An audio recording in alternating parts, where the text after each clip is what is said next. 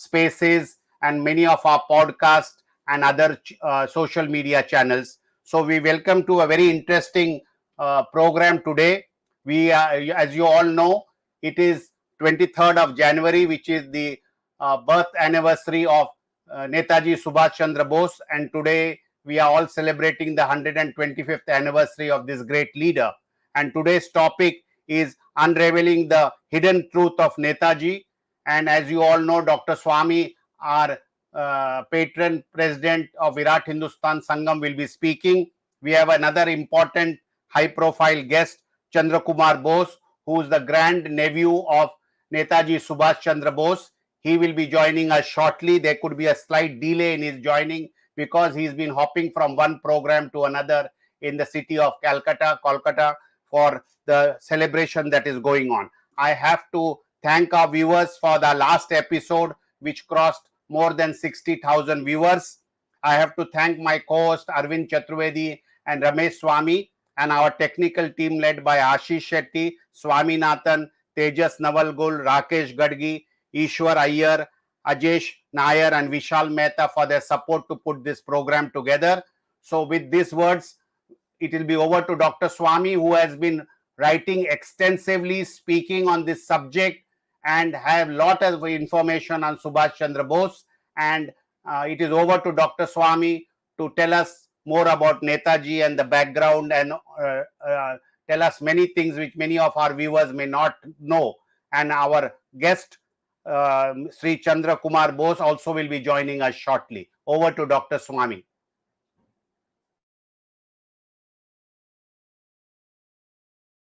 Good of Chandra Bose to say that he'll squeeze in between two programs to come to our. He's in big demand for today, and especially after whatever has happened, every channel wants to interview him. But he said he will make it, and anyway, I have worked on this subject quite a lot, and so I'll keep the matter moving till he comes. I would like to say why did I take so much interest in Subhash Chandra Bose? First of all, something which I have not publicized, but now since we are sitting in a kind of a familiar type atmosphere of the VHS, I can tell you that my mother's brother married a Bengali girl, and her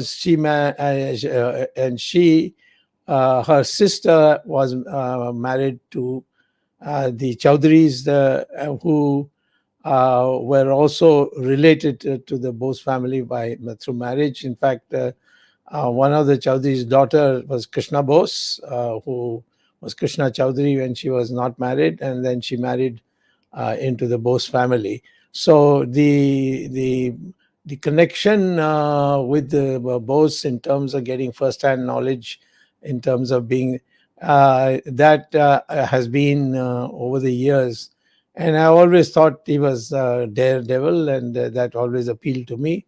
And so Subhash Chandra Bose was something where I wanted to investigate, and then the mystery of his disappearance naturally made me more interested in it.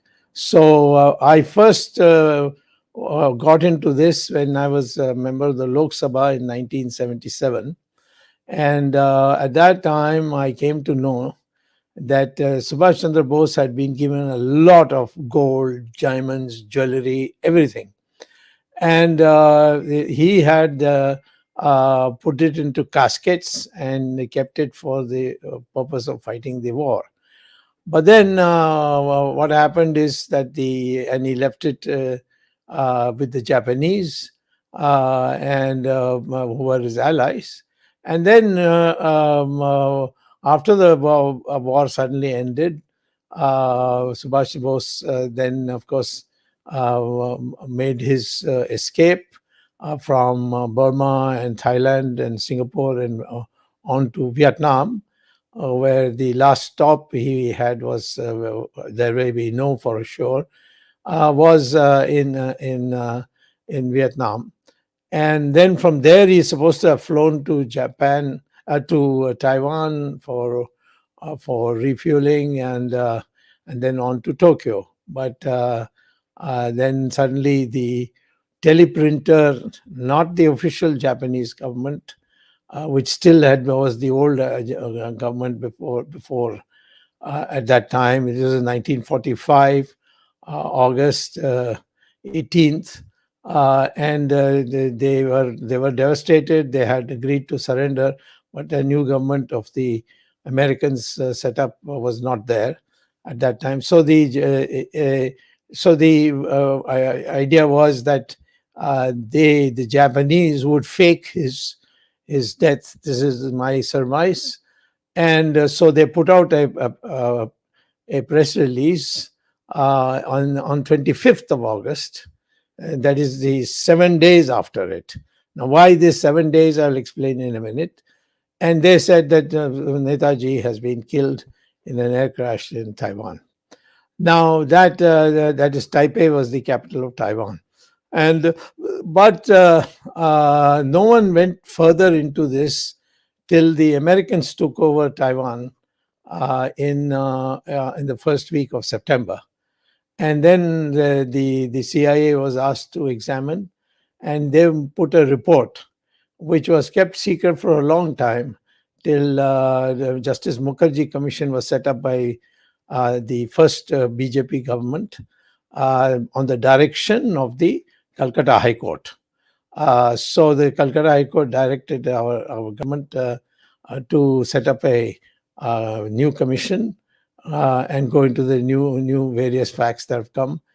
And in that, they expressed doubts that he was killed in the commission of Justice Mukherjee expressed doubts about his being killed in Taiwan, and that was the first time this was raised.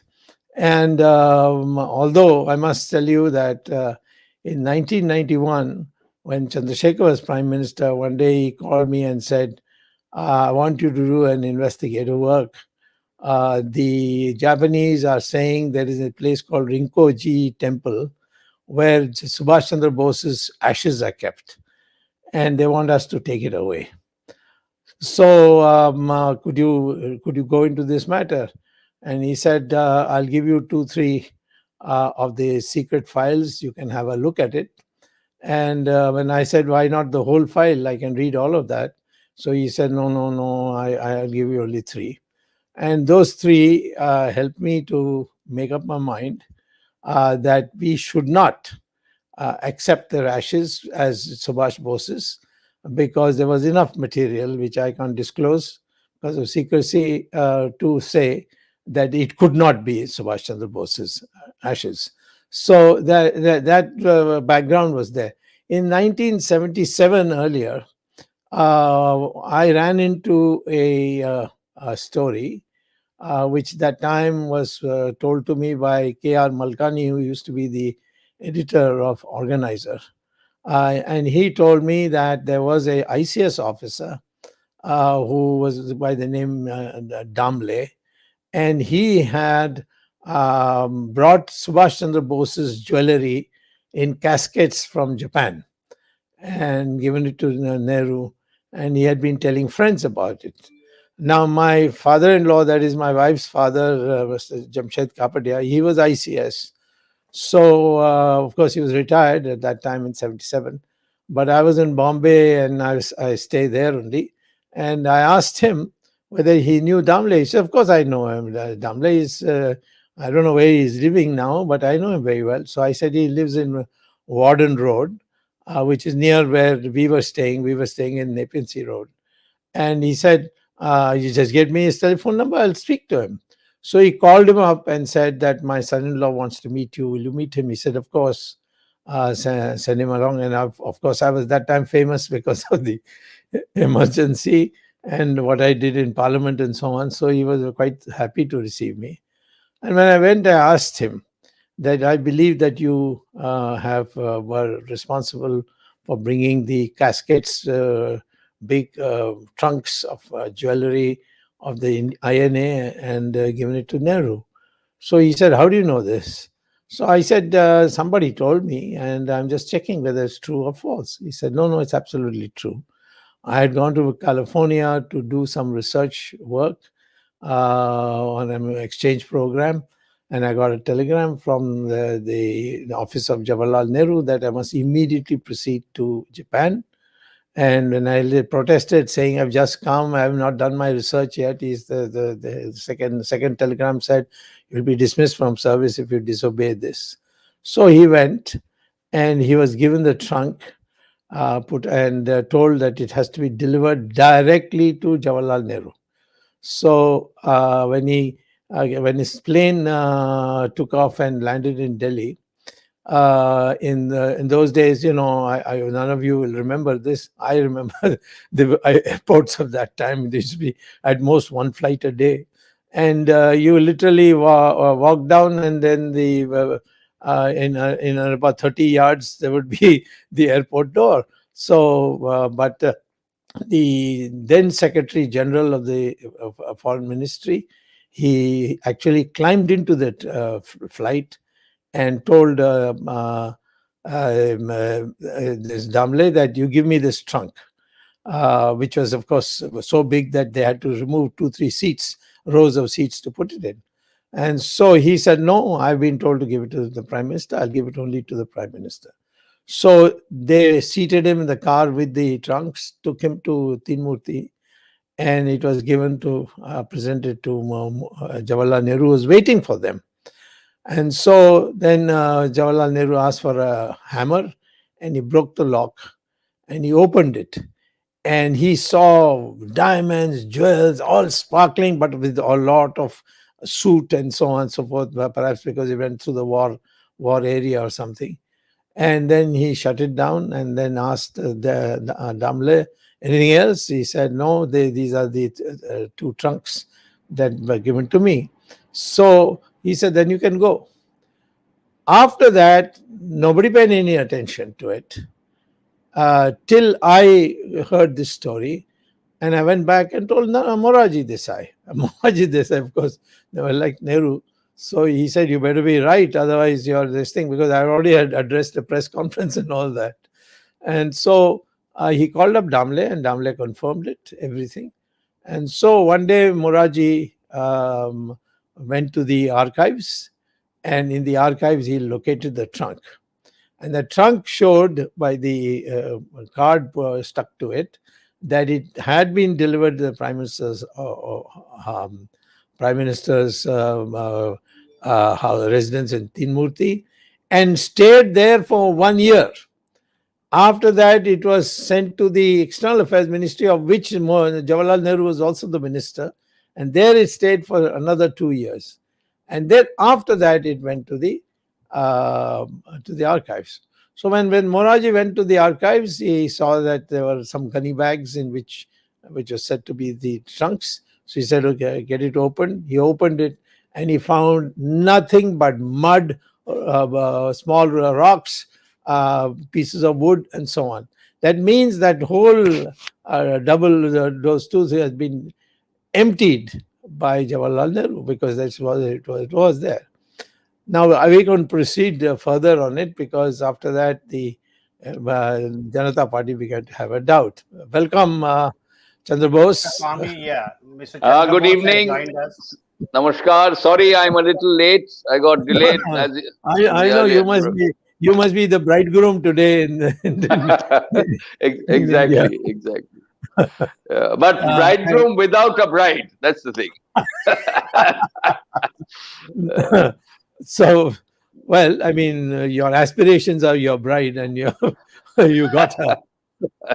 Right, sir. So I'm just pointing out the background, and I'll take another 5 minutes and then hand it over to you. And I know you have to leave at 8:40 also. I also told them that I'm very distantly related to the Bose family through the Chaudharys, through Krishna Bose, who was herself a Chaudhary, and through my uncle, which I've kept it more or less secret so far. But anyway,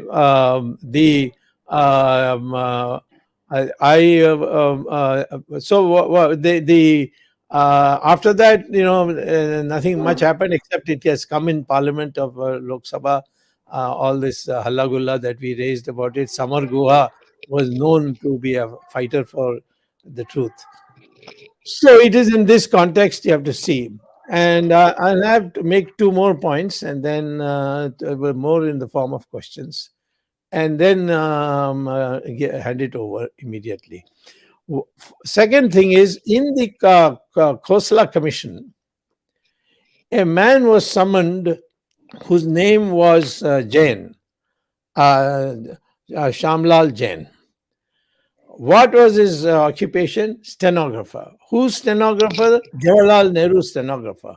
When? 1945 to 1948. So this was a person who was summoned by Justice Khosla. And Justice Khosla asked him a number of questions, cross-examined him. His point, that is Shamlal Jain's point, was that on the night of December 26, 1946, he was summoned by Jawaharlal Nehru, who was then, interim prime minister or whatever they were called. And he, along with Asaf Ali, who was sitting by, asked him at 11 o'clock at night, he phoned up Shamlal, asked him to come right now with your typewriter, with a carbon and two sheets of paper, one for copy. So he says that when he went there, he saw Jawaharlal Nehru. He who put his hand in his pocket and took out a piece of paper. And that piece of paper was a translation of the Russian, of a Russian letter. And it said it was from Joseph Stalin. And it said that I have got the custody of Subhash Chandra Bose. Tell me, what is your attitude towards him now? So that was the letter which he said this to Khosla. Khosla has recorded his interrogation, or whatever you call it, interview, and put it in the appendix, but never dealt with it. Just so that people forget it, because the appendix is a huge amount. Who's going to go through all this? Nobody will raise it. Now, so Jawaharlal Nehru then told him to make a clean copy, because it had a lot of crumpling and all. This clean copy of that. With that, he addressed a letter to, he told the stenographers to write to Attlee and say that rascal Stalin has just informed me that he's got Subhash Chandra Bose in his custody, probably for blackmail. And therefore, I want to tell you that he is a war criminal, not for us, but for you. That is telling the Attlee that. And therefore, you have to deal with this problem. So that letter was typed, and the carbon copy was taken over by Jawaharlal Nehru. And the carbon itself, Jawaharlal Nehru took it and tore it into little pieces and put it in his wastepaper basket. And then the letter was then, he himself took it, he himself stuck some stamps on it and put it in his pocket. So must have delivered it the next day. I don't know whether he went by post or whatever other means, because Jawaharlal never had the capacity to send it through people. But anyway, the fact of the matter is it reached Attlee. And Attlee then acted in conjunction with Jawaharlal Nehru in dealing with this problem, according to what has come out. Now, the issue is, why is it that the stenographer's version was not subject to further cross-examination? And they made his life so miserable that Shamlal Jain he used to live in Meerut after retirement. He sort of just went underground and he was not available. And now when I traced him to Meerut, he had already passed away. So therefore, that was the time when we have a first indication that he went to Russia. Second thing is that Subhash Bose from Bangkok landed in Saigon, and in Saigon he went by another plane where to Dalian. I don't know whether Jagdish Shetty, when I went to Dalian, you had also come or not. Yes, yes, I Uh, had come. yeah, and I asked the Chinese for a copy of any correspondence, etc. They said no, the Russians were in charge of Manchuria. They've taken it all away, so we have nothing. So the Russians did have Subhash Bose's custody because two visitors were sent by Jawaharlal Nehru, and both of them were later on rewarded. One was the High Commissioner in London, Mr. Krishna Menon, and the other was a professor of Oxford, Dr. Radhakrishnan. And Radhakrishnan became vice president, later president, and Menon became the defense minister and was a great buddy of Jawaharlal Nehru. Now, I think, frankly, we have not yet seriously asked the Russians to part with evidence. If you ask Putin, he will say, no, no, no, I have nothing, because he knows it will implicate the Nehru family, and he is very close to the Nehru family. So we have to keep this in mind and see that. So this is one. Second thing which I will address, and then I'll hand it over. I will address our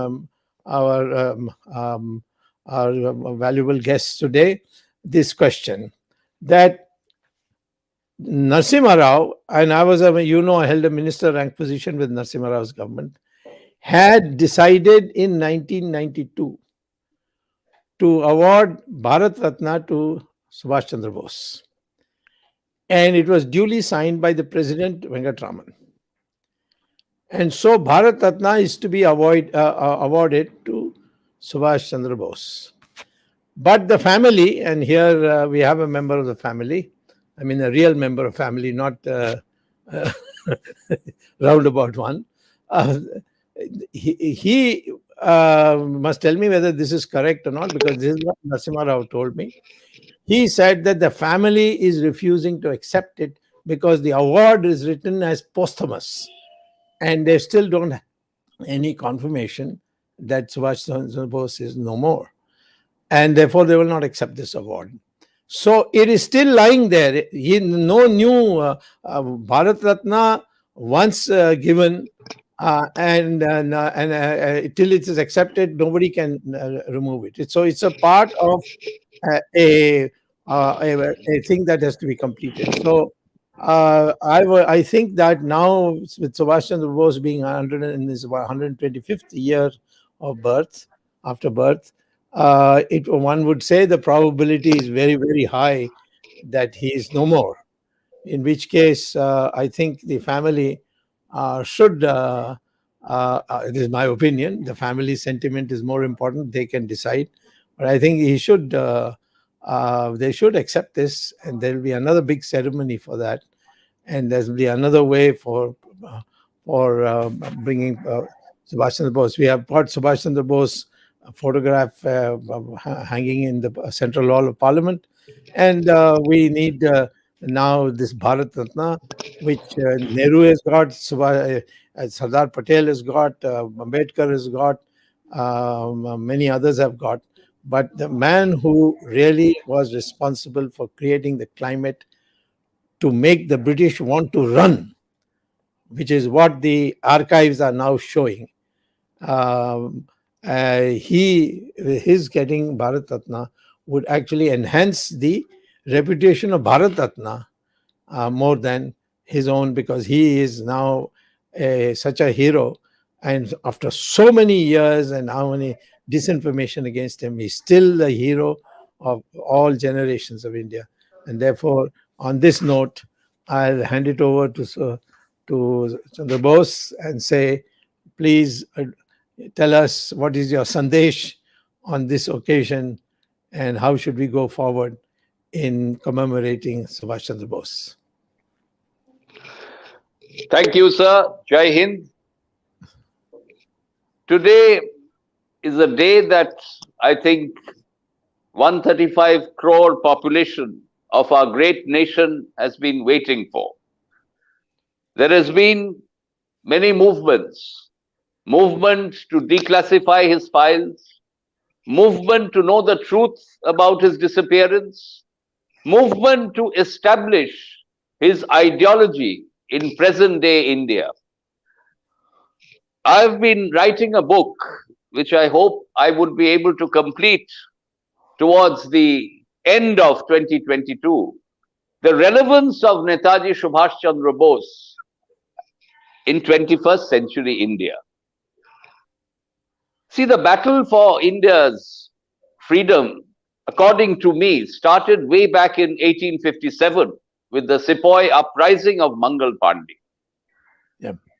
Then there were many revolutionaries like Shahid Bhagat Singh, Khudiram Bose, Binoy Badol Dinesh, Rajguru, and many, many others whose names also we are not aware. They were all prepared to sacrifice their lives by going to the gallows for India's freedom.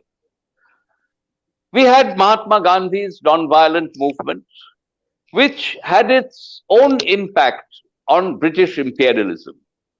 But today, the documents that are being released from British intelligence archives, a remarkable job has been done by one Dr. Day, who has written a book, The Liberator of the Indian Subcontinent, where he has actually put forward papers of British intelligence. The person who was in charge of the British forces during the Second World War in India was Field Marshal Auchinleck. Field Marshal Auchinleck has submitted a secret file to his superior, at that time was Viceroy Wavell.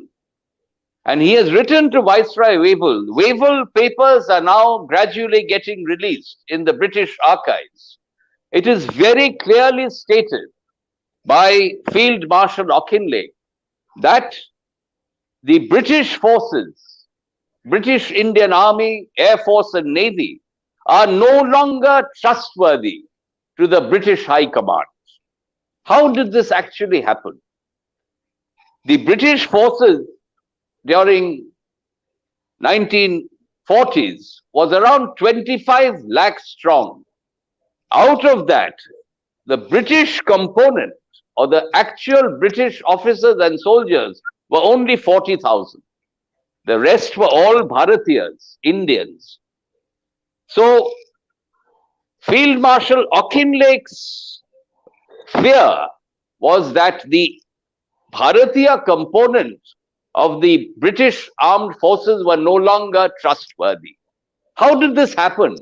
Actually, Netaji Subhash Chandra Bose, the visionary that he was, he actually had, envisaged that this is bound to happen.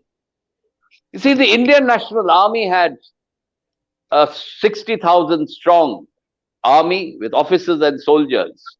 Now, obviously, it cannot really defeat the might of the British Empire, the might of the British forces with 60,000 strong.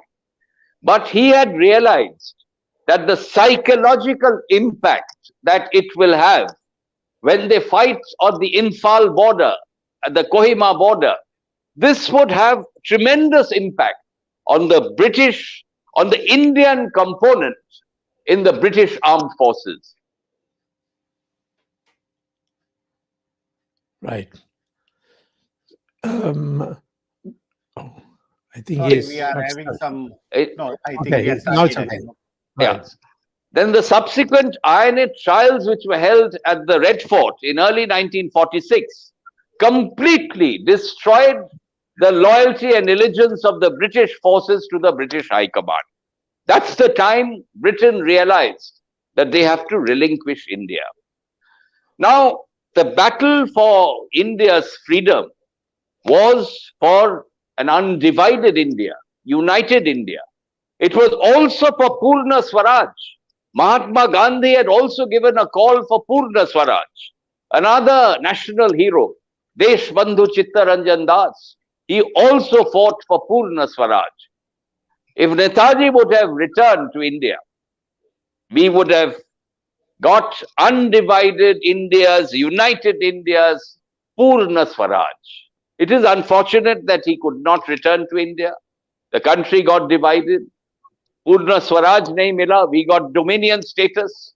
See, Netaji Subhash Chandra Bose was the first Prime Minister of undivided, united India. Yes. And with due respects to Mr. Nehru, he was also a first, but he was the first Prime Minister of divided dominion of India. So with due respects, this is a fact of history. It is not that, my love for anybody or hate for anybody can change history. History remains the same. So today, in the context of Subhash Chandra Bose's ideology, what are the lessons to learn? What are the lessons to learn from this man? You see, he had given a slogan, Chalo Delhi. He had told his forces, Chalo Delhi, aur Lal Kille mein jaake Tiranga Jhanda aapko lehrana hai. That was not possible for obvious reasons. The Indian National Army had to retreat. Japan, who was giving logistic support, food supply, had to surrender. They were compelled to surrender. As you know, atom bomb was dropped by the Allied forces, America, in Hiroshima, Nagasaki. Japan surrendered. But till today, distorted history has been spread around. Netaji Subhash Chandra Bose and the Azad Hind government and the Indian National Army has not surrendered till today. Only a battalion of the Indian National Army had surrendered in Manipur, but not the army itself. They continued their battle. Netaji had said, we disarm for a period to again assemble again and fight the war for independence. Now, I would like to state, certainly a main reason was Japan surrendered, but Indian National Army and Azad Hind government was already established on Indian soil at Moirang. Half of Nagaland and Moirang was under the dominance of the Azad Hind government for a period of 3 months. The historic day, 14th of April 1944, when the Indian National Army defeated the British forces on Indian soil for the first time at Moirang, Manipur, and hoisted the tricolour on Indian soil on 14th of April 1944. This history has been suppressed.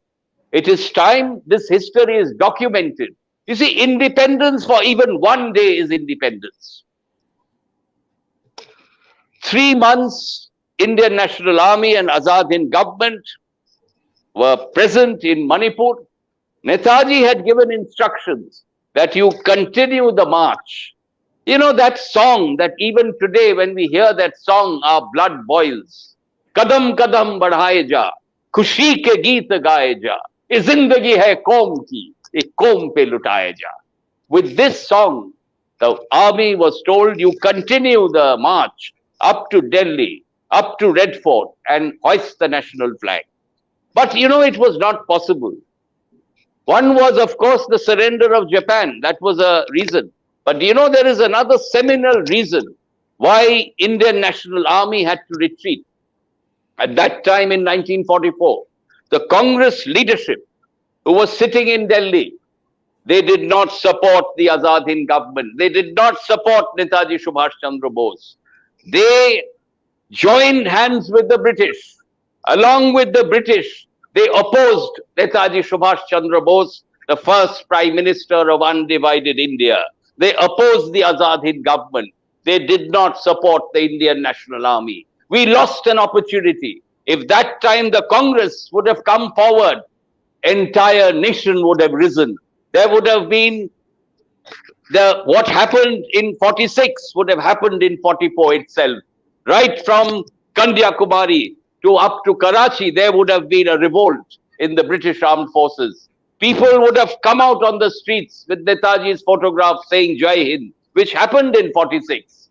But unfortunately, we missed that opportunity. India could have attained undivided India's freedom and Purna Swaraj, complete independence under the leadership of Netaji Subhash Chandra Bose in 1944 itself.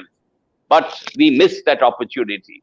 However, in 47, we got Dominion status. We partitioned Bengal. We partitioned India. If Netaji would have returned to India, India would not have been partitioned. Partition on religious grounds was not the solution. Who is going to protect the Hindus who are left on the other side? They were, as you know, there was a massacre. We could not protect them. Who is going to protect them? So if we would have remained united, we could have protected the Hindus. We could have seen communal harmony is maintained. That was the effort of the Bose brothers. My grandfather Sarat Chandra Bose and Subhash Chandra Bose both strived for communal harmony. They realized that partition based on religious grounds is not going to solve any problems. Till today, we find divisive politics, we find communal politics continuously being spread across the country. So that is why I have written a letter to the Honorable Prime Minister, Shri Narendra Modi ji. We have appreciated the efforts made by the NDA government since 2016 by declassifying files, although the IB files are yet to be declassified. Although we find certain other secret documents which are in the state of Orissa are still classified. I don't know the reasons for it. There are obvious certain valid reasons. But we need to take a holistic approach to resolve this question of 18th August 1945. I would appreciate the subject was discussed prior to I joining this meet, but I heard a little bit. Dr. Subramanian Swamy was stating that we really don't know what happened to our leader. And he was given a Bharat Ratna. Why was it turned down by the family? You see, Bharat Ratna certainly is the highest civilian award given to Indians, Indian nationalities, national icons. But don't you think, sir, it has been devalued? Too many people have been given the Bharat Ratna. Of course, you said if you give it to Subhash Bose, again, the value of Bharat Ratna would rise. But I think we have diluted the Bharat Ratna to a great extent. And at that time, we could not accept it for the simple reason that posthumously it was given, as it was not known for sure that Netaji had perished in 1945. So how can we take it posthumously? But then, apart from that, Bharat Ratna hasn't been given to Mahatma Gandhi. Bharat Ratna, Mahatma Gandhi is above Bharat Ratna. And we also thought, and it is not only what the Bose family thinks, Netaji belongs to the nation. Netaji belongs to the people of our country. And these are not my words. Netaji himself told this to my father, Amionath Bose, who was extremely close to his uncle Subhash. He had said, my uncle jokingly had said, that once India is free, you will become Prime Minister. And we would all be in your cabinet as ministers. So Subhash told my father, Amio, that see, if you have the capability and the expertise, you might also become the Prime Minister. But if you don't have the capability, you will not be a peon in my office. So, so this is what Subhash thought. So Subhash belongs to the nation. All right. All right. We have some sound problem. We'll try to restore. Please come back. Voice was frozen. You continue. Thank you. Although the Bharat Ratna was awarded, an effort was made by Narasimha Rao government, we appreciate that. But unfortunately, I think both Mahatma Gandhi and Subhash Chandra Bose, they are above Bharat Ratna, as the Bharat Ratna, unfortunately, has been given to too many people who may deserve, may not deserve. I don't wish to get into that argument, but I think it is not meant for national icons, a person who was known as the hero of Asia, by Mamoru Shigemitsu. You see, Mamoru Shigemitsu was the foreign minister of Japan during the Second World War. Later on, he became the deputy prime minister of Japan. My father had written a letter to Mamoru Shigemitsu in 1956 that I would like to visit Tokyo and I would like to pay my respects to you because I have heard a lot about you from my uncle Subhash. So Mamoru Shigemitsu wrote a letter, a handwritten letter back to my father. I have got that letter, the original letter with us. He wrote, "Dear Mr. Amyonath Bose, I am honored to correspond with the nephew of the hero of Asia." So Subhash Chandra Bose was not only the liberator of India, he was the liberator of Southeast Asia. He was the liberator of nations in Asia who were all fighting for a cause, who were fighting against the British imperialist power for their freedom. So this was a man who was influenced by the teachings of Swami Vivekananda. Swami Vivekananda's character building ideology, Swami Vivekananda's spiritualism. Subhash Chandra Bose was greatly influenced by Swamiji's spiritualism. He, in fact, accepted Swamiji as his spiritual guru. The Swamiji was his spiritual guru, and Deshbandhu Chittaranjan Das he had accepted as his political guru. He was a devout Hindu. You see, he used to visit the Dakshineshwar temple, Kali temple in Calcutta. When he was very disturbed, when during the Congress working committee sessions, there were a lot of issues, he used to quietly go to Dakshineshwar without informing anyone. And he used to sit there and meditate through the night. Early morning, he used to return to his house at One Woodburn Park. So this was a man. He used to get great strength by meditating. And so this spiritualism in him actually made him move forward. But as he believed that all religions he respected. Today, if you see in his Indian National Army, the 60,000 soldiers that he had, who are these 60,000 people? Do you know there was not a single Hindu, not a single Muslim, not a single Sikh, Christian, Buddhist or Jain? Then who were these 60,000 soldiers who fought for our motherland? They were Bharatiyas. He could establish all communities and religions as Bharatiyas. This Bharatiya concept of Netaji Subhash Chandra Bose must be imbibed, implemented, understood in 21st century India. Today the nation is breaking up, and I blame the political leadership for this. You see, the common man is not really interested in doing divisiveness. The common Hindu, Muslim, Sikh, Christian, they are all united. It is the political fraternity. All political parties, I am not singling out any single political party, all political parties and their leadership have encouraged divisive politics, vote bank politics, and communal disharmony. I think the time has come. We need to save the concept of India. The concept of India is unity through diversity. But let us just not make a statement. Netaji Subhash Chandra Bose practiced what he preached. What he thought that Bharatiyas must fight together.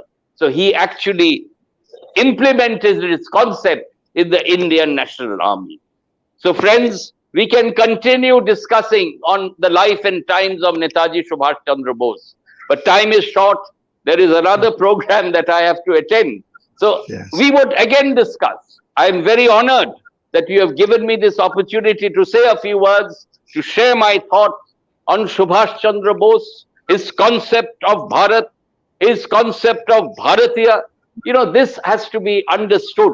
And I have appealed to the Prime Minister that you are a tall leader. You must come forward. You must rise above petty politics. Unite the nation based on the concept of Subhash Chandra Bose. Today we have inaugurated his statue. Netaji has arrived to Delhi. Netaji said, "Chalo Delhi." He is now at India Gate. He is adorning the canopy, which was once, it was housed by the King George V. Netaji has dislodged King George V. The British Empire is finally gone. So there stands Netaji tall in front of India Gate. But you cannot really respect Subhash Chandra Bose by constructing a museum, by restricting his gigantic personality within the four walls of a museum. You really cannot honor Subhash Chandra Bose by erecting and unveiling a statue of him. You can only really honor Subhash Chandra Bose by practicing his ideology, by accepting the man what he stood for. Then only we would really honor Subhash Bose by uniting the nation, by uniting all communities as Bharatiyas and taking India forward. Inclusive development can never happen unless you are inclusive in your ideology.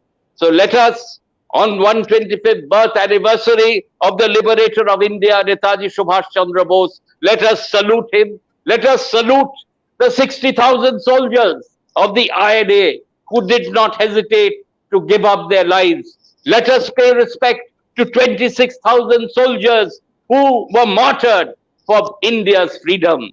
So India is free, but we need to maintain that freedom. Netaji wanted political, economic, and social freedom. We have probably achieved political freedom, but we are a far cry away for attaining social and economic freedom. We need to work towards that. Let us work towards India that Netaji envisioned. With these words, I thank all of you. Thank you. Jai Hind.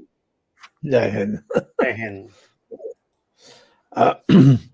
Well, just before you leave, I'd like to remind you that Attlee had come after ceasing to be the Prime Minister to Calcutta, and at that time there was no governor appointed, so the Vice Chancellor of Presidency College, I think, was made as acting governor, and he held a dinner meeting for Attlee. And in that, a question was asked of him that you won the war and Gandhi lost the Quit India movement. Yeah. How is it that still you were in haste to leave India and go? Is it because Gandhi's ideology and his satyagraha and so on had overpowered you? Or was there some pressure from some foreign power? He said, no. There was only one reason we left, and that is Subhash Chandra Bose and nothing else. This is on record. Can be produced because it was a speech given. It's there in several newspapers of that time. And this was from Clement Attlee, who came to India and to address a meeting in the Presidency College. And there he said this publicly. So there's no doubt about this factor that but for Subhash Chandra Bose, the British would not have packed their bags and run. Second, we now know that the Indian freedom started with formal freedom started with October 21st, 1943. And I think our history books should record that. And of course, we need to set this question at rest once for all. If all the papers are declassified, and that is that Subhash Bose did not die in a plane crash, but he died in the Soviet Union, for which we have now enough evidence. Only now people are just making indications, but there's plenty of evidence. Some of it which I can't disclose also because I've given my word that I will not make it public unless the government makes it public. But I can show it to you. So therefore, let's not. The work is not over. What you started, and I must say to the credit that many of us in the middle had forgotten about Subhash Chandra Bose in the sense. It's the family, people like you, who kept the thing fire. And you took a tough stand where compromise was offered to you, positions were offered to you, you rejected it. And you said, nothing doing, on this issue, there'll be no compromise. So this is a tribute to you and your family, and you have been particularly Thank very you, sir. very articulate spokesman, and I think we are very thankful that you came here. And we don't want to hold you any longer because we know you have another engagement. As Thank you, long as, sir. Thank you. yeah, yeah, Thank you. okay. Right. On behalf But of Virat Hindustan Sangam, I wish to thank Chandra Kumar Bose ji for having joined us. Our program will continue, but we are very grateful for you to have given this insight to our viewers, which are across 125 countries, and our viewership goes from 70,000 to a lakh. And today is a big show because we are on various social media channels. Thank you, Chandra Bose ji. thank बहुत you, बहुत sir. धन्यवाद. Thank you. Jai Hind. धन्यवाद. Jai Hind. Dhanyavad. Dhanyavad. Jai Hind. Go We'll ahead. continue our show. Dr. Swamy, you can continue Yeah. after what he has said, and we will have a further discussion on various other aspects. There's been a lot of comments from our viewers, and our Yes. viewership across the various channels is very much rising, and we can see from the comments. Dr. Swamy, you can please continue. You see, Subhash Chandra Bose was no ordinary individual because he had gone to England to study, and then he appeared for the ICS exam and he passed it.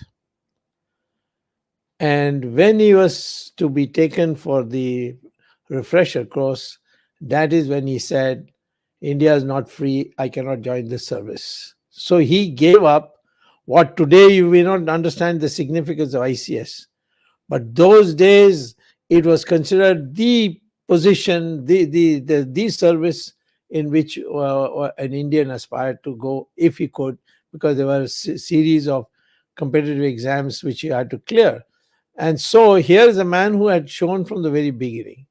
And second, at no stage he made any compromise. For instance, he went to Germany, he met Hitler, and Hitler spoke to him in a manner which made him unhappy. This is recorded. And therefore, he immediately asked Hitler, would you help him to leave Germany and perhaps go to the east? That's how he left by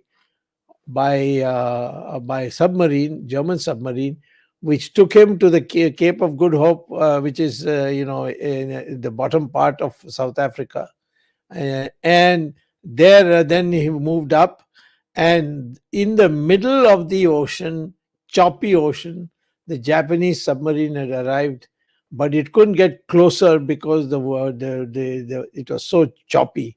So he was about one swimming pool apart. I mean, that means about 50 yards.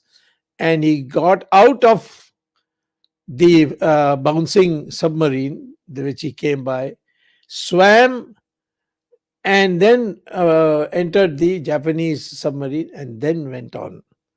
Now, this kind of bravery, very few people have, and he demonstrated it.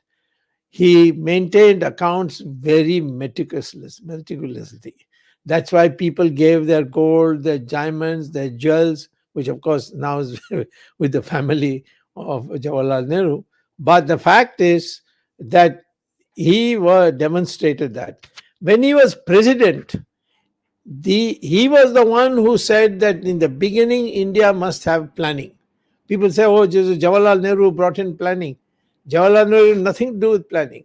The first resolution of Congress party was in 1938, when Subhash Chandra Bose moved a motion that when India becomes free, India will have planned economic growth for the first 5 decades, that is for first 50 years. So that it was that basis when people started studying what is planning, how to do it, and so on. So when we became independent, become 5-year plans, all these things became very easy because we had already been doing this. Similarly, on his concept of the military preparedness. So he was an intellectual too. He was just not a man of bravery. So we have to educate all this, because our school books and college books now need to reflect the true nature of Subhash Chandra Bose, which we had forgotten. Like Sardar Patel has been forgotten, now slowly it has come back. And unfortunately, Subhash Chandra Bose had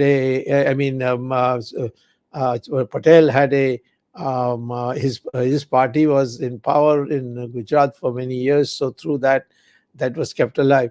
But in the case of Bengal, because the communists took over and they hated Subhash Chandra Bose because they were with Stalin, and at that time Stalin had teamed up with the British, and so because of that, the vulgar cartoons and so on which they brought. So in this context, we have to see that how he had withstood all this, and even in the last moment, the only miscalculation was the double cross by Joseph Stalin, according to me. Otherwise, he had all the plans ready, and the British themselves knew that. And that's why Attlee said it is because of Subhash Chandra Bose that we decided to leave. Now, one of the document files which can't be released, which Chandrasekhar orally told me, was that uh, it would implicate many important Congress leaders, that they were complicit with the British in seeing that Subhash Chandra Bose, if possible, is eliminated or reduced to such a situation that he ends up in prison somewhere. This is the kind of conspiracy that was carried out. And we know that even when he defeated Mahatma Gandhi's candidate was defeated in an open poll. Those days they used to have, parties used to have polling.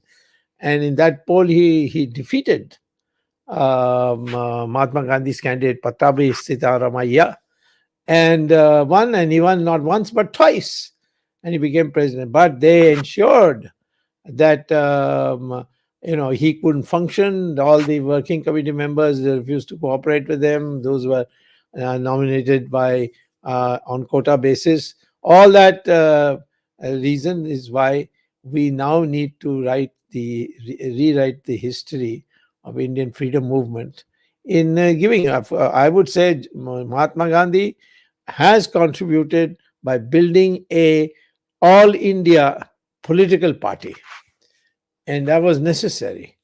And he realized later on, Mahatma Gandhi, that by choosing Jawaharlal Nehru, he had made a very big mistake. And therefore, in the last will and testament, his private secretary has produced Pyari Lal. He says that Mahatma Gandhi had decided that Congress party will be dissolved because it has served its purpose, and two parties will be created, one led by Jawaharlal Nehru and another led by Subhash Chandra Bose. This is something which the British didn't want.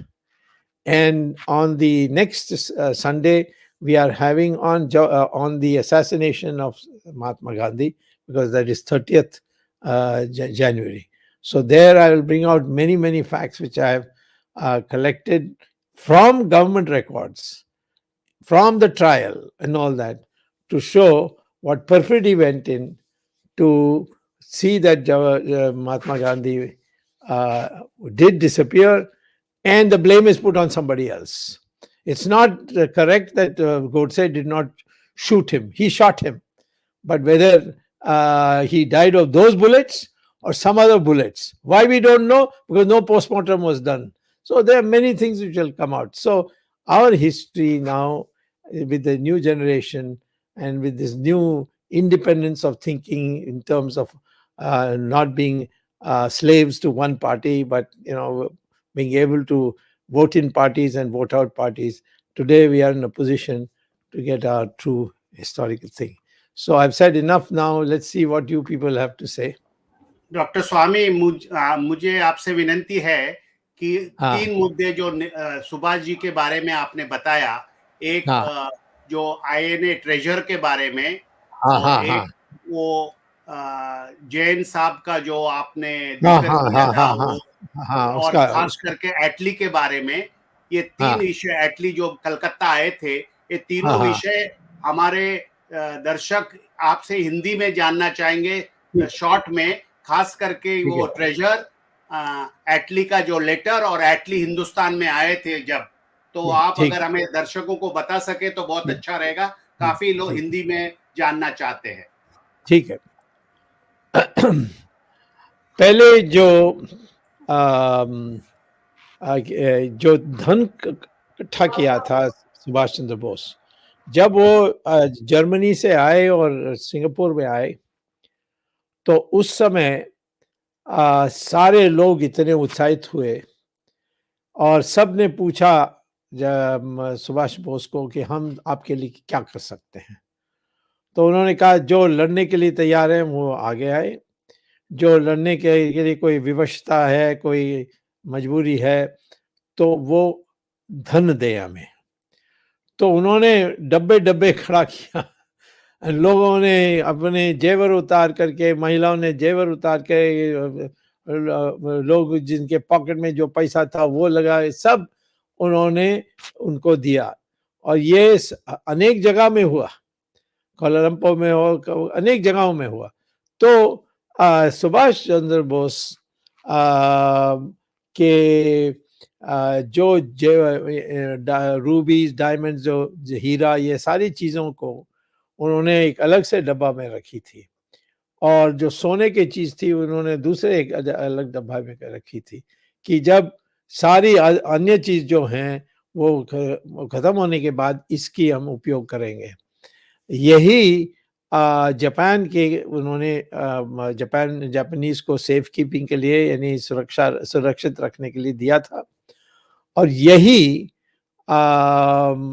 Intelligence bureau और Japan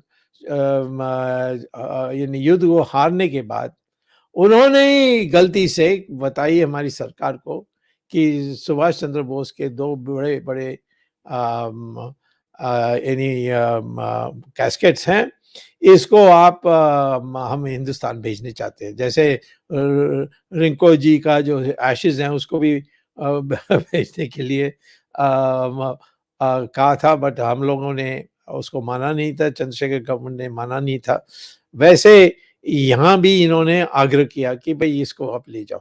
तो जवाहरलाल नेहरू को समझ में आ गई और उन्होंने डामले को कहा जाके लेकर आओ, और डामले ने मुझे खुद बताया था, तो इसमें कोई संदेह नहीं है। और मोरारजी देसाई ने आर्काइव्स, नेशनल आर्काइव्स जो है, वहाँ जाकर खुद देखा, वो डब्बा खाली था, उसमें मिट्टी थी, पत्थर थे, लकड़ी थे, परंतु कोई जेवर नहीं था। तो इसीलिए ये जो इश्यू है इसको दोबारा हमें करना चाहिए।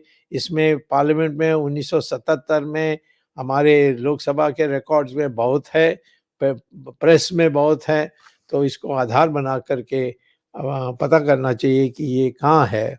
और इसीलिए मैं समझता हूँ कि सुभाष चंद्र बोस की स्मरण में उनके लिए जो हम भी जो भी बनाएंगे, जो भी इमारत बनाएंगे, जो भी हमें करनी है, उसके लिए इसमें से सरकार को भी साधन मिलेगी। अच्छा, तो ये है जहाँ तक जो हीरा और सोना एक्सेट्रा। दूसरा आपने कहा कि ये जो श्यामलाल जैन हैं, ये कौन है और इनका क्या है?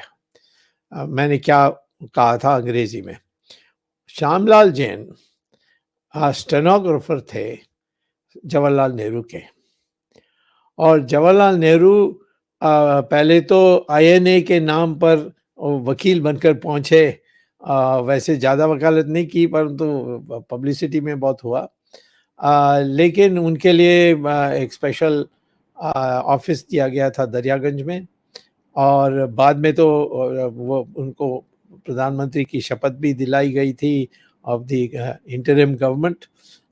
परंतु उस समय जब वो गए थे तो वो श्यामलाल जैन किसको कहते हैं, उनको बुलाया गया था खोसला कमीशन के सामने, वन मैन कमीशन। और वहाँ खोसला तो बिल्कुल पक्ष में थे जवाहरलाल नेहरू के, वो तो ये तो सबको पता है। और उन्होंने उनके सामने उन्होंने उनसे बयान ली थी। तो उस बयान में उन्होंने ये कहा था कि एक दिन रात को दिसंबर 26 1946 को मुझे फ़ोन आया था जवाहरलाल नेहरू से और कहा कि तुम क्या कर रहे हो? उन्होंने कहा मैं सोने के लिए जा रहा हूँ। इसे नहीं, नहीं, नहीं तुम तुरंत आ जाओ। इसे फिर मैं कपड़े बदलना पड़ेगा। इसे नहीं, नहीं, नहीं आप पजामा में ही आ जाओ। लेकिन साथ में एक कार्बन और 2 सफ़ेद शीट भी लेकर आओ और तुम्हारा टाइपराइटर भी उठा के लाओ। तो ये सब लेकर वो वहाँ पहुँचे जवाहरलाल नेहरू के ऑफ़िस में, जहाँ असफ़ अली भी बैठे हुए थे। उनके सामने उन्होंने बात की थी और कहा इसको कि मैं मेरे पॉकेट में एक ये पर्चा है, ये आई है, ये किसी ने अंग्रेज़ी में ट्रांसलेट करके लिखी है, ओरिजिनल रशियन में है। तो ये जो अंग्रेज़ी में हाथ से लिखी है उसको टाइप कर लीजिए। तो उसने पहले उसको टाइप किया, तो तुरंत उसको ले लिया। उसके बाद उसने कहा कि अब एक चिट्ठी का डिक्टेशन देता हूँ एटली को, और उसमें उन्होंने और श्यामलाल भी कहते हैं जस्टिस खोसला को कि वो चिट्ठी को मैंने पढ़ा, उसमें इतना है कि स्टालिन नेहरू को कह रहे हैं कि आपका सुभाष चंद्र बोस मेरे कब्जे में आ गया है और इसके साथ क्या करना है, यूएसएसआर, सोवियत यूनियन और इंडिया की दोस्ती के लिए हमें क्या करना है। तो उसको लेकर इन्होंने एटली को चिट्ठी लिखा, जिस चिट्ठी का कॉपी जवाहरलाल नेहरू ने अपने हाथ में श्यामलाल जी को कॉपी रखने नहीं दिया। एक कॉपी बना था, वो खुद उसको ले लिया। तो उन्होंने अपने मेमोरी से क्या उसने पढ़ा है ये लिखकर उसने और चिट्ठी जो है जो एटली को लिख रहे हैं वो भी मेमोरी से उन्होंने लिखकर कमीशन को दिया। अब उसमें स्पेलिंग मिस्टेक्स हैं, ये है वो, तो लोग कहते हैं ये सब बकवास है, नेहरू को तो अंग्रेजी बहुत अच्छा आता था, ये कैसे स्पेलिंग मिस्टेक होगा ये सब। एनीवे बात जो हुई वो ये कि उन्होंने कहा कि मुझे ये बताया गया है, इन्होंने इस एटली को लिखा कि ये रास्कल स्टालिन ने मुझे अभी संदेश भेजा है कि सुभाष चंद्र बोस उनके कब्जे में है और मुझसे पूछता है कि क्या करना है उसके साथ। तो मैं कहता हूँ कि सुभाष बोस तो वॉर क्रिमिनल इंग्लैंड के लिए है, ब्रिटेन के लिए है, तो ये आप ही कदम उठाइए और मुझे मेरी कोई इसमें मदद चाहिए तो बता दीजिए, परंतु आप ही इसको उठाइए स्टालिन से बात करके। तो ये 3 लोगों ने मिलकर ये तय किया कि सुभाष बोस हम तीनों के लिए खतरा है, तो इसीलिए इसको खत्म करना चाहिए। और तो सुभाष बोस को कब खत्म किया? 46 में किया, 47 में किया, 48 में किया, 54 में किया। अब उसमें अभी मैं नहीं जाने चाहता हूँ, परंतु इतना ज़रूर है कि सुभाष बोस को साइबेरिया में वहाँ कैंप में इन्होंने भेजा था और वहाँ हो सकता है कि उस ठंड में उसमें गंदे खाने के कारण वहाँ सुभाष बोस मरे या इन्होंने उनको मार दिया। ये नहीं, ये सारी बातें बाद की बात है। और इसके लिए मुझे जब ये येल्सिन आया था गोर्बाचेव के बाद और उन्होंने एक डेमोक्रेटिक सोसाइटी बनाने के लिए ऐलान किया और इलेक्शंस भी कराई, उस येल्सिन के टाइम पर यहाँ जो ये रशियन एम्बेसी में लोग आए रशिया से, वो सब हमारे देश के साथ एक नया रूप में दोस्ती चाहते थे। तो उसमें मैं आपको यहाँ बताना चाहता हूँ कि उसमें एक हैं जो फिर बाद में जाकर एक हाई पोजीशन में थे, वो तो नंबर 2 थे एम्बेसी में। उन्होंने मुझे कहा था कि सुभाष बोस को साइबेरिया में उसकी अंत आई थी। कैसा आई वो बताने के लिए तैयार नहीं था, परंतु उन्होंने कहा कि मेरा नाम कभी नहीं लेना है, और ये है। तो एक तरफ ये है। दूसरा है कि राधा कृष्णन को एक दिन जवाहरलाल नेहरू ने कहा कि क्योंकि वो भी वामपंथी थे, उनको भेजा। उनका बेटा गोपाल भी बहुत वामपंथी है, तो उनको रशिया भेजा, और वहाँ मेरी राय में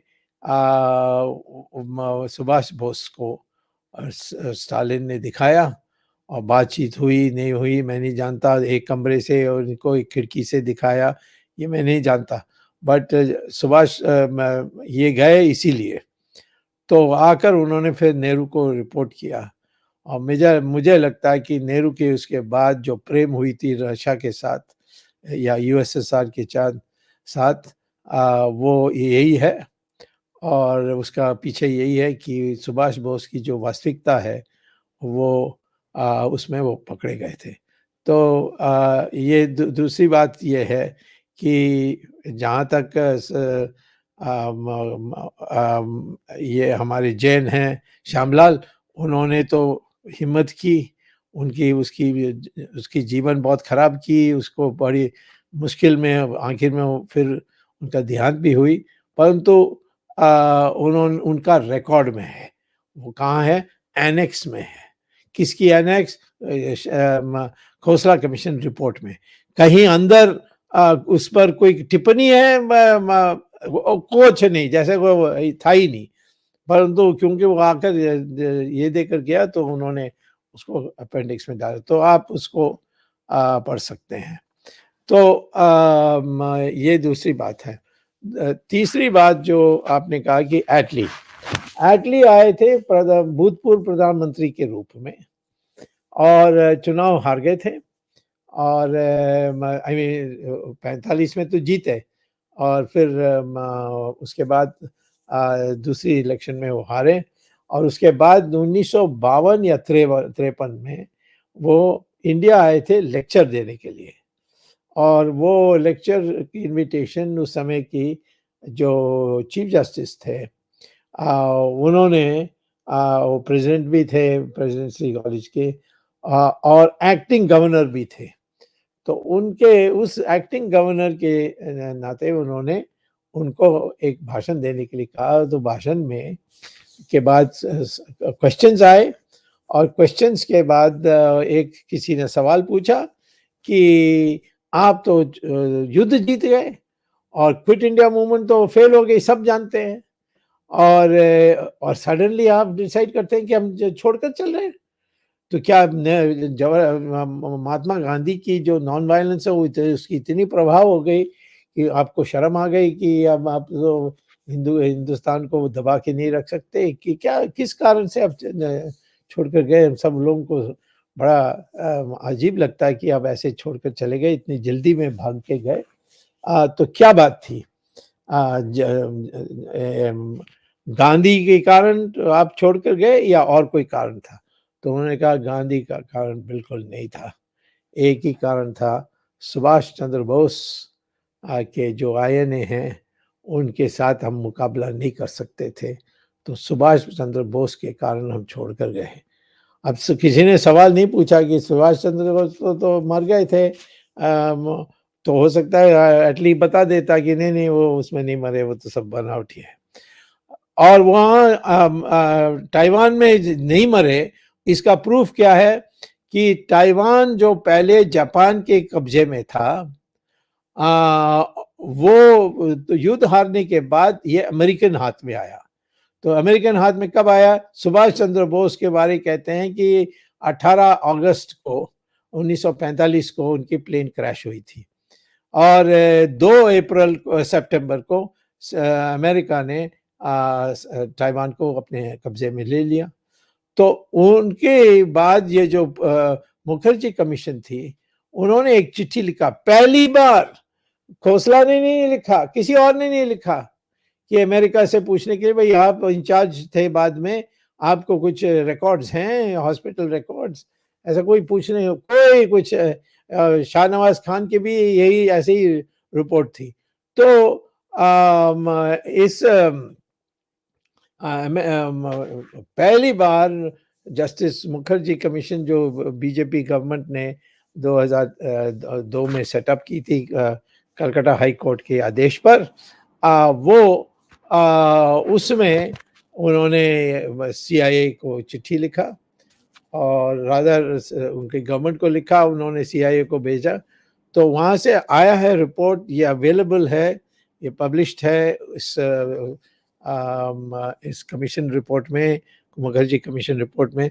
उन्होंने कहा है कि हमने पूरा जांच की है, यहाँ कोई प्लेन क्रैश नहीं हुआ, यहाँ कोई हॉस्पिटल ने कोई जला हुआ मिला नहीं, ये कुछ नहीं, हमारे पास कोई एविडेंस ये है कि ऐसा कुछ हमारे यहाँ हुआ नहीं। तो इससे ज्यादा आपको और क्या साफ है। खोसला गए थे ताइवान में जाकर पूछने के लिए, खोसला बिल्कुल नहीं गए। क्यों नहीं गए? यही इसी से आपको पता लगता है कि ये सब किस तरीके से इसको यानी दबाने के लिए कोशिश की गई थी। तो इसीलिए मैं ये कहता हूँ कि आज हमें ये बात को भी फिर खुलवाना चाहिए। मुखर्जी कमीशन अपनी पूरा काम नहीं कर सकी क्योंकि वाजपेयी की सरकार हार गई और कांग्रेस सरकार ने उसको सब लपेट के बंद कर दी। तो उसको दोबारा खोलना चाहिए और उस पर जांच होनी चाहिए। Thank you, Dr. Swamy. I just have one question, Dr. Swamy. What is preventing this government that has been in 8 years and to release the Netaji Subhash Chandra Bose files? What was the reason that they need to not release it? What is so confidential? What is it that is preventing our government from saying that the Chinese have crossed into Indian territory? Obviously, you think there'll be a retaliation. You're worried about the retaliation. Not only about Chinese, but even on this matter. Well, I mean, there are a lot of interests which don't want the truth to come out about Subhash Chandra. After all, it will turn the British, the public of India totally against the British, totally against the Soviets, of course, now the Russians. The Russians have enormous, deep pockets in India. So they're all terrified. And the Americans never liked Subhash Bose because he had met Hitler and he was with the Japanese, and the Americans hated the Japanese of that period. So this would require a Indian attitude towards Subhash Bose, not how can I save my backsides. And another interesting fact that Netaji's name was made very popular in the South by Unravelling. They were another lion of the South. That's right. That's right. And you know what Nehru did to him? He put a fake murder charge against him, sent him to jail, and ruined his health inside the jail. And no one was ready to come. Only two Tamil Brahmin lawyers came, argued the matter, and he was acquitted after 4 years in jail. By the time he came, his health had collapsed. And Muthuramalingam was the person who made the British realize that they have to leave Tamil Nadu. If you see, before Muthuramalingam, all files that went to the British, now in the British Museum, of the governor of Tamil Nadu, or that was called the Madras Presidency those days, he says that all over India we may have to leave. This is where, as late as 1937-38, he says we have to leave. But Tamil Nadu will be loyal to us because we have managed to create a division between Aryans and Dravidians, which is of course a nonsensical, bogus concept. So it was then they held the elections, and Raja Ramnadu was a stooge of the British. He stood as a candidate, and Muthuramalingam stood against him. And the British had decided to arrest him before he could file his nomination. So at the last minute, when it was half an hour left for the nominations to close, Muthuramalingam Thevar came in a horse, went straight to the place where they filled out the form and again ran away. And he never turned up for the elections. And he won by a landslide. And then the British governor writes, today I am saying we will not be able to retain Tamil Nadu in case, or rather Madras presidency, in case the rest of India will leave. So this is Muthuramalingam Thevar. And the way they put him, a congressman should be asked this question. Today they want to take his name. But I am saying that what they did to him, and Satyamurthy was with him, but Satyamurthy died much earlier in 1943. So Sardar Patel also passed away quite early. So by the time Muthuramalingam Thevar, this happened to him, there was no one to speak up for him. When I argued that his statue should be put up, Gujral was the prime minister at that time, I.K. Gujral. He asked me, who is this Muthuramalingam Thevar? Is he your relative? Why are you so keen on it? Now I said, first of all, he's not my relative. But second, this is all he did. And his only minus point was that he was with Subhash Bose. And Jawaharlal Nehru targeted him because of that. Arvind? Thank you, Dr. Swamy. Doctor Swamy, धन्यवाद, आपने इतना विस्तार में सुभाष बोस जी के बारे में बताया. मेरे मन में बहुत सवाल हैं जो मैं समझता हूं कि हमारे इस कार्यक्रम के दर्शकों के मन में भी होंगे. और जैसा जगदीश जी ने बताया कि आज एक विशेष कार्यक्रम का अंक है और जितनी प्रतिक्रिया आज हमारे दर्शक कर रहे हैं संख्या में, वो अन्य दिनों के मुकाबले कई गुनी अधिक है. इससे हम ये अंदाजा लगा सकते हैं कि नेताजी सुभाष चंद्र बोस जी के बारे में भारतीय जनमानस का कितनी रुचि है और कितना वो प्यार और सम्मान नेताजी को करते हैं. एक कार्यक्रम हमने वर्ड्स ऑफ विजडम ज्ञान गंगा का पिछले वर्ष किया था नेताजी सुभाष चंद्र बोस जी के विषय पे, जिसमें हमने जनरल जीडी बख्शी को भी बुलाया था.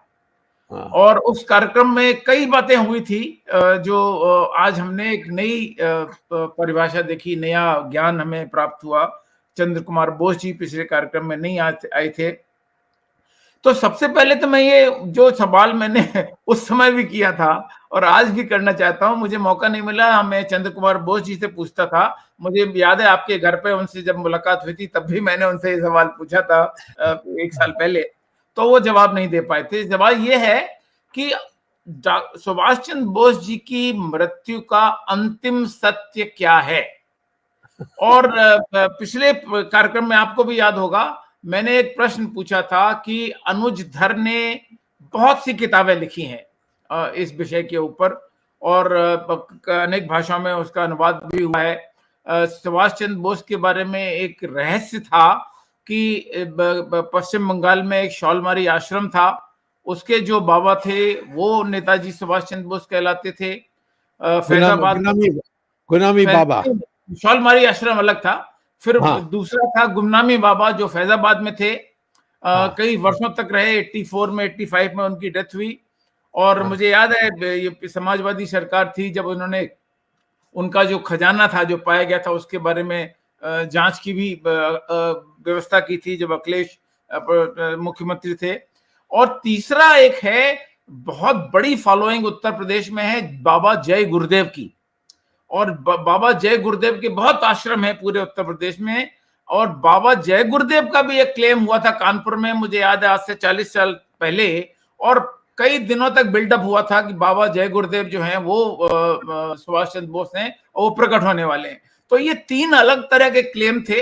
अनुज धर की किताबें हैं, सरकार का वक्तव्य है, आपने जो बताया, जनरल जीडी बख्शी ने जो हमारे पिछले कार्यक्रम में बताया, ये अंतिम सत्य हमारी सरकार कब देगी और क्या ऑफिशियल, जिसको कह सकते हैं official version of the death of Netaji Subhash Chandra Bose, will it ever be revealed?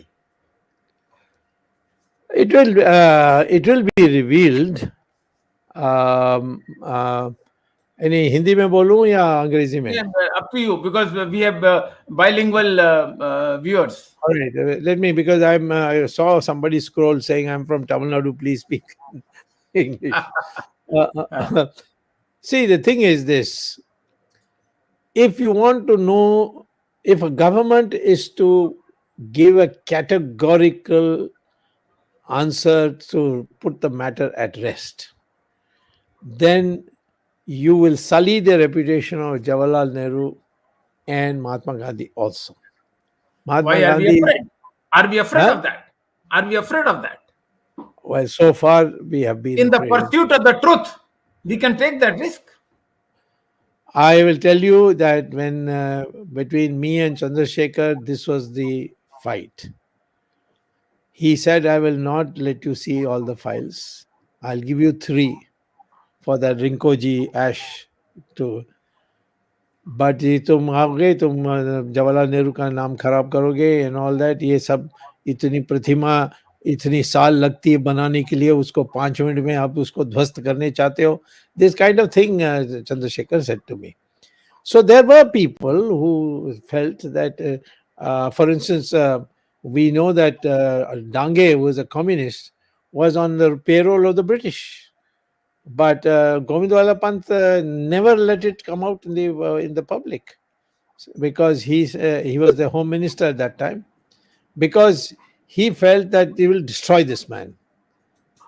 And somehow the impression is that, you know, you can hide these things, and truth is not is not a standalone virtue up to now in India. In fact, when I speak and I reveal something, people get angry with me. No, you should privately go and tell the Prime Minister instead of putting it in Twitter and so on. You see, so this this sentiment is responsible for why, according to me, it is very easy for us to say that Subhash Bose was alive, and these are the 5-6 reasons, and that he went to Russia. These are the 5-6 reasons for that, and that he was killed there, and this is the reason for it. And I'm sure that after Putin, if somebody else comes who is not from KGB, you will get the whole picture. In fact, we nearly got it when Yeltsin was there. In Yeltsin's case, at that time, this Alberts, Yevgena Alberts wrote a book, The State Within the State, in which she spoke about all the money that Sonia and Rahul and all had been getting from KGB out of records. And now that's, now that Putin has come, he's himself KGB, so he's not going to allow these things to come out. So this is the real problem. And I don't think that unless the government says, here's the document that we are making available, and we don't care whose reputation is sullied by this, and therefore the truth must come out. If that attitude is taken, then only it will be finality. Otherwise, the same thing will continue. Now, as far as Gurnami Baba coming, this thing, according to my whatever files I saw at that time, I saw something about Gurnami Baba. It was actually the brainwork of a then IB chief called Malik. Malik, yeah.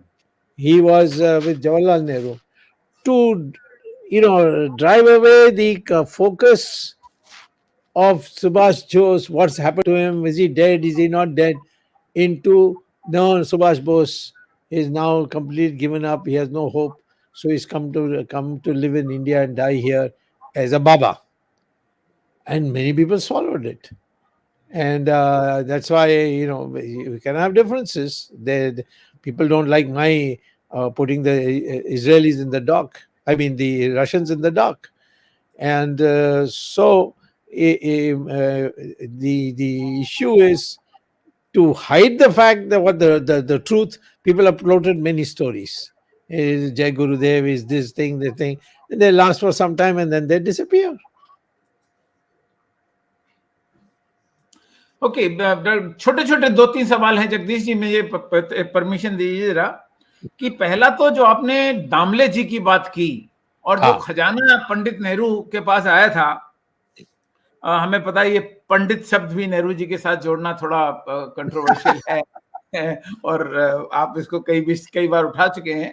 Nehru ji कहता हूं मैं, जवाहरलाल नेहरू जी के जो खजाना उनको सौंपा गया था, उस खजाने के बारे में जब ये पता लग गया कि वो खजाना गायब हो गया, तो अब जो सरकार है, आप जब सरकार की जानकारी में ये सब है, तो आप और आप जैसे अन्य लोग या नेताजी सुभाष चंद्र बोस के परिवार के अन्य लोग क्यों नहीं ये प्रयास करते हैं जानने का कि आखिर वो खजाने का क्या हुआ, और क्या वो खजाना यदि किसी के पास गया तो क्या उसकी रिकवरी हम कर सकते हैं भारत सरकार के लिए? नहीं, किसके पास गया तो ऑटोमेटिक, वो तो जवाहरलाल नेहरू से इंदिरा गांधी से सोनिया गांधी, इसमें कोई दायरा जो भी उन दिनों में, बाद में इंदिरा गांधी भी साधारण होने बड़े रुद्राक्षर लगाने लगी है, परंतु जब वो जवाहरलाल नेहरू उनके पिताजी जीवित थे तब तो वो महा फैशनदार थी, तो उसमें ये सब पहनती थी, तो इसीलिए तो बट क्या है कि मैंने मोरारजी देसाई को कहा था कि एफआईआर रजिस्टर करनी चाहिए, तो ये उन्होंने कहा कि अभी मत बोलो, अगला टर्म में बोलो, बट वो तो पहले टर्म में छुट्टी होकर चले गए। So that is the thing. You see, I think the country is afraid to know the truth because they don't want destabilization to take place. You mean country, you mean the people and the leadership? Yeah, that's what I mean by that. The today's leadership, more so previous leadership, much less today, they feel that, all this comes out. I see that in Twitter also. People say, why you have to say all this in public? Why don't you go and meet Modi and tell him on his face? Well, I mean, I've done that also, but Modi doesn't care as long as you tell him and nobody else. So I think the issue is more that this transparency is a foreign concept which the British have instilled in our mind, that it is not for you natives. We may have in our country transparency, but not in India. You don't deserve it. So we have to come out of that. Say that whatever the truth must come out. You tell me yourself, when I used to say that Vajpayee drinks alcohol, whiskey all the time, how many people got angry with me? Why are you bringing this out? This is a personal matter. I said, well, on one hand, you're saying there should be prohibition. On the other side, you're saying that you can drink. How can you have both? It's a hypocrisy. So you have witnessed it.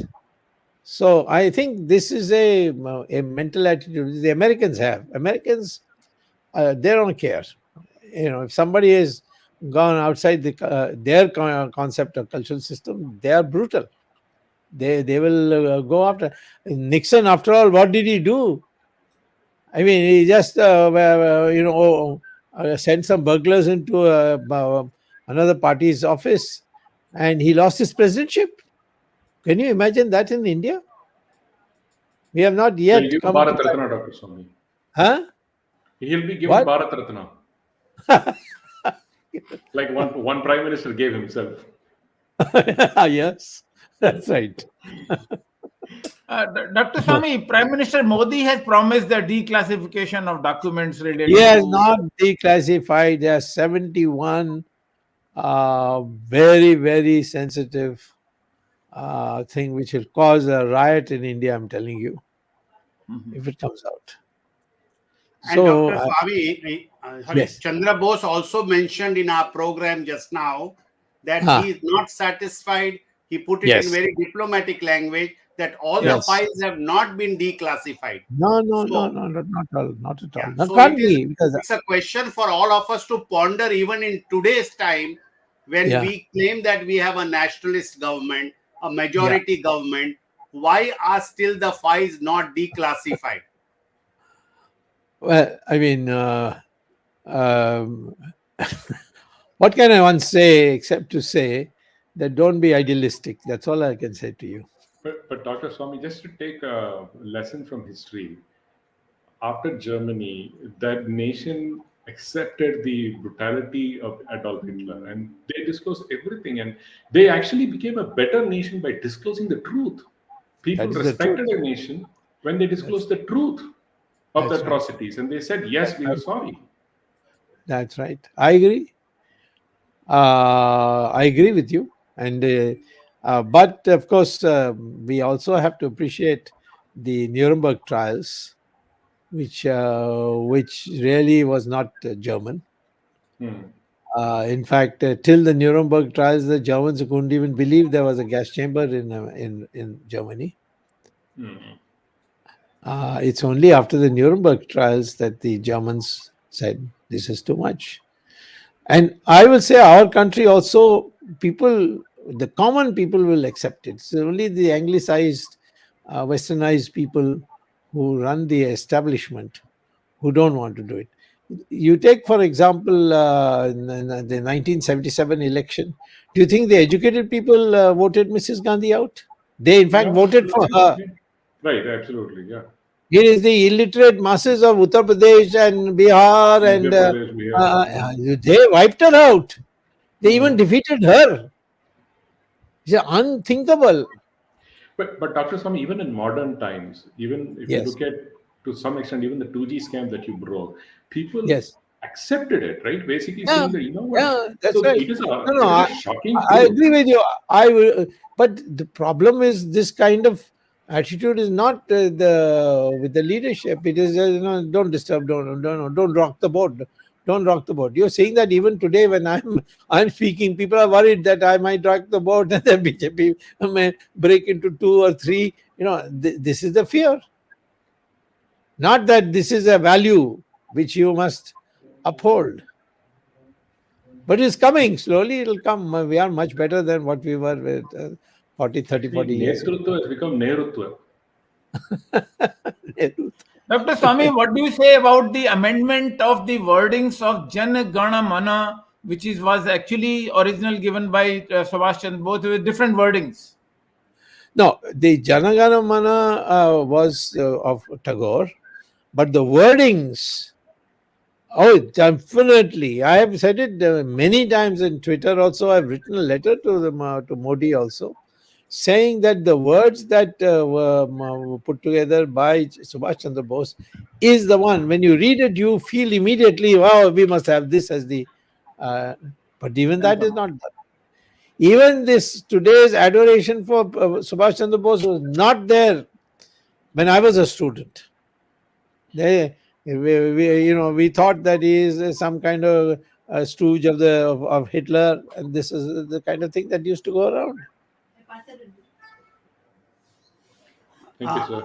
Dr. Technically- Swamy, before you, By I the way, just I would add to you one thing. Several of Subhash Chandra Bose's relatives are pro-left, in fact, pro-Russian. So if any member of the Subhash Chandra Bose family tomorrow say, no, he died in Taiwan, then be sure that is because of their influence, their being for. And I would include some very close people. I won't name them here. It's not necessary. It's not an issue. But anyone who comes with this theory, which is other than the Russian thing, according to me, is doing it at the bidding of Russians. So Because family there's is divided on this issue. not the family in Bengal, but the family in Germany. Okay, one more thing that Chandra Kumar Bose said, I'll just take 1 minute.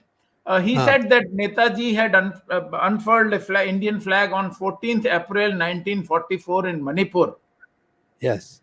And some people suggested in our comment box also, I was reading, that why not observe 14th April 1944 as the day of the independence instead of 15th Day of August independence. 1947? Day of independence is 21st October 1943, when he formally declared that this is the independent nation of India. The other one was where he unfurled the flag. Yes. So no, but the original, he had a ceremony also in Andamans, Yes. but that we don't include because he didn't declare there. He just said that it has been liberated. Right. Before Arvind Chaturvedi winds up, Dr. Swamy, with your Yes. consent, I just want to share, make an observation.